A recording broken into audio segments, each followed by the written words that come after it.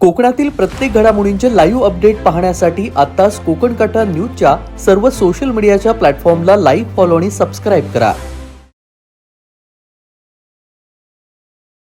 रायगडमध्ये आज मुंबई पुणे द्रुतगती महामार्गावर आज सकाळी झालेल्या भीषण अपघातात 3 जणांचा जागीच मृत्यू झालेला आहे, तर 3 ते 4 जण या अपघातामध्ये किरकोळ जखमी झाले आहेत. हा अपघात 18 मार्च बुधवारी सकाळी झालाय. अपघातामध्ये एकूण 5 वाहनांची धडक झाली असून त्यामुळे महामार्गावर बराच वेळ मोठा गोंधळ निर्माण झाला होता. मुंबई पुणे द्रुतगती महामार्गावर बुधवारी सकाळी हा भीषण अपघात झाला असून पुण्यावरून मुंबईला जाताना नव्या सुरू झालेल्या बोगद्याच्या खोपोलीकडील एक्झिटवर हा अपघात झालाय. यावेळी 5 वाहनांच्या धडकेत एक कंटेनर एका 4 चाकीवर पलटल्यामुळे गाडीतील 3घांचा जागीच मृत्यू झालाय. सकाळी पुण्याहून मुंबईच्या दिशेने येताना साधारणतः 9:15च्या दरम्यान हा अपघात झाल्याची प्राथमिक माहिती आहे. पोलिसांच्या प्राथमिक अंदाजानुसार एक वेगवान कंटेनर चालकाचं वाहनावरील नियंत्रण सुटून पुढील वाहनांना धडक दिली आणि त्यानंतर पुढील सर्व वाहनं एका मागोमाग धडकलेली आहेत. यावेळी एका इनोव्हा गाडीवर तो कंटेनर जाऊन पलटल्यामुळे हा भीषण अपघात झालाय. घटनास्थळी त्वरित बोरघाट महामार्ग वाहतूक police, Khopoli police station, delta force, Maharashtra सुरक्षा बल आणि हेल्थ फाउंडेशन यांच्या टीमनं बचाव कार्य सुरू केलं होतं. सोबतच लोकमान्य हॉस्पिटलची अँब्युलन्स घटनास्थळी पोहोचली असून जखमींना तातडीनं वैद्यकीय मदत देखील मिळालेली होती.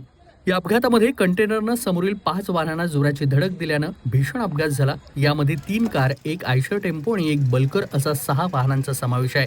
या अपघातामध्ये इनोव्हा कारमधील श्रीकांत अनंत जाधव, वय 63, राहणार गिरीजा शंकर विहार पुणे, अंबादास जामू पेटारे, राहणार सिंहगड रोड हिंगणे पुणे, प्रमोद संतोष पवार या 3 जणांचा या कारमध्ये दबून मृत्यू झालाय.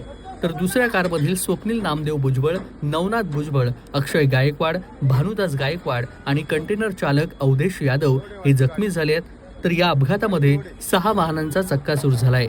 पोलिसांनी अपघाताची प्राथमिक कारण तपासण्यास सुरुवात केली असून मार्गावरील वाहतूक नियंत्रणासाठी विशेष बंदोबस्त ठेवण्यात आलाय. घटनास्थळी तैनात सुरक्षा आणि बचाव कर्मचारी नागरिकांना सुरक्षित पद्धतीनं मार्गदर्शन केलेलं आहे. अपघाताच्या जागी मृत आणि जखमींची माहिती गोळा करून त्यांच्या ओळखीची पडताळणी सध्या पोलीस करतायत.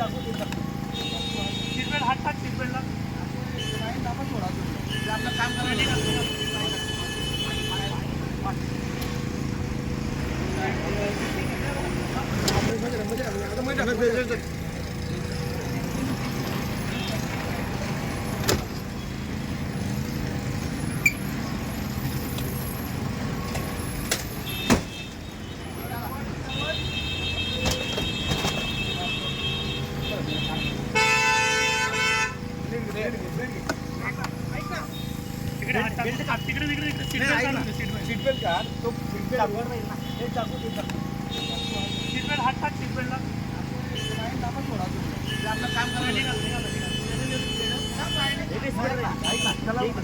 त्याच्यात